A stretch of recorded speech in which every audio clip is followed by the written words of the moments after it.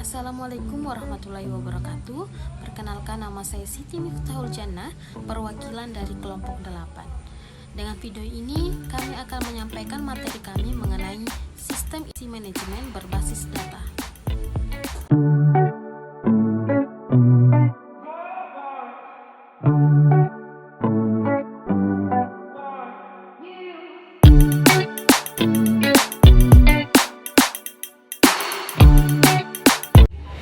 Diawali dengan pengertian manajemen berbasis data.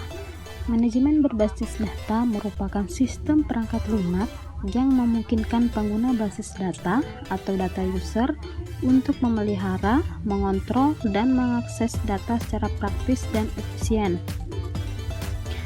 Manajemen berbasis data juga menjadi lapisan yang menghubungkan basis data dengan program aplikasi untuk memastikan bahwa basis data tetap terorganisasi secara konsisten dan dapat diakses dengan mudah.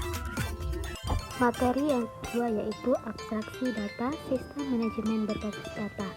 Abstraksi data merupakan suatu tingkat, peringkat, atau level dalam melihat bagaimana menampilkan data dalam suatu sistem database. Ada beberapa tingkatan dari abstraksi data tersebut. Yang pertama yaitu tingkatan fisik.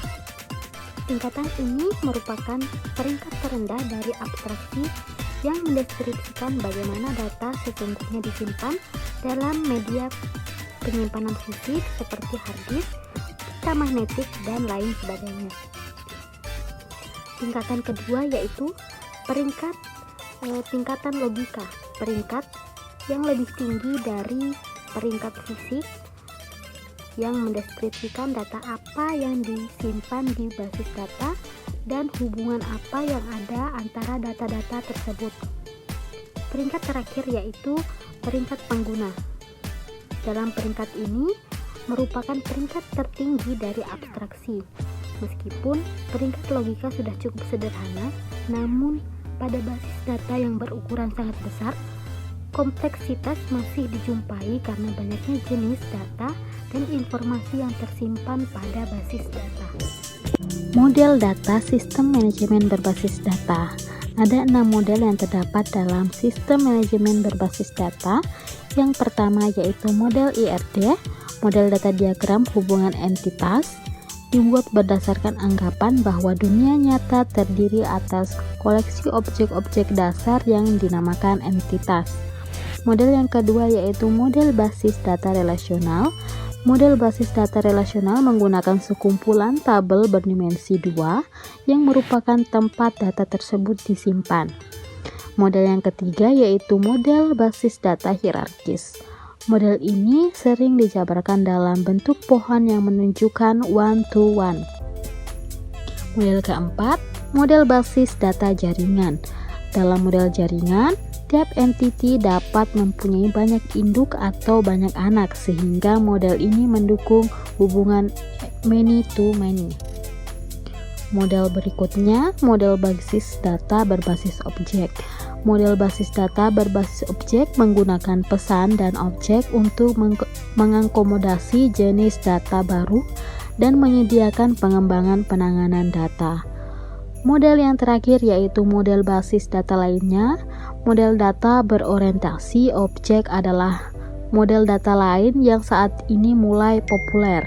Model berorientasi objek memperluas IRD dengan penekanan pada pembungkusan metode serta identitas objek.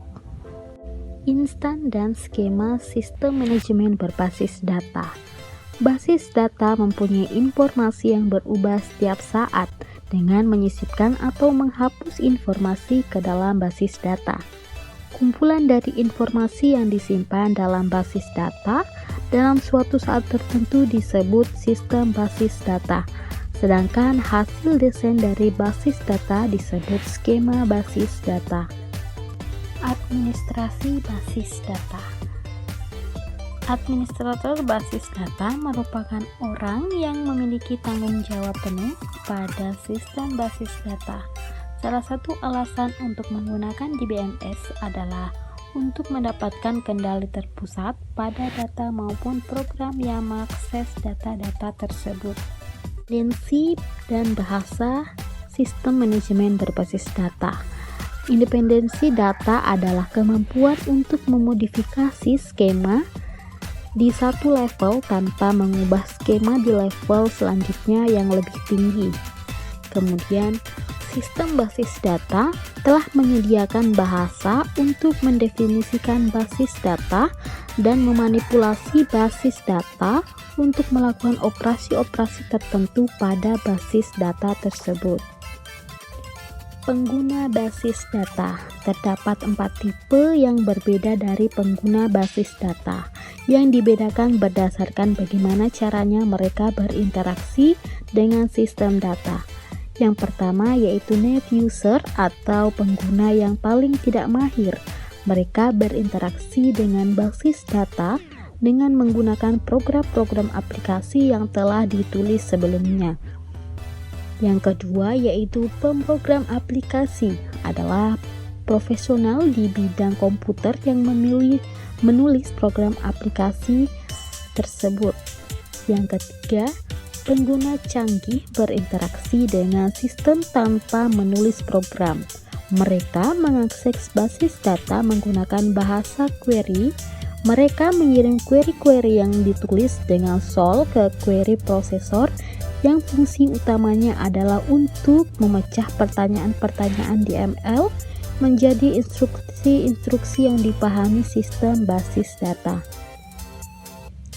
Pengguna terspesialisasi adalah pengguna canggih atau mahir yang menulis aplikasi basis data khusus yang tidak termasuk pada pemrosesan data tradisional, misalnya sistem perancangan berbasis komputer, sistem pakar, sistem pendukung keputusan, sistem informasi, dan sistem yang lainnya. Yang terakhir yaitu keunggulan menggunakan manajemen basis data. Menjamin terpeliharanya standar kualitas data, informasi basis data lebih efektif dalam pemakaian bersama oleh beberapa user dengan kontrol yang terjaga. Mudah dalam membuat program aplikasi baru dengan data bebas dan terpisah dari data yang tersimpan di komputer. Data yang masuk dapat berlebih atau rangkap. Kemungkinan database yang diakses sama. Sekian.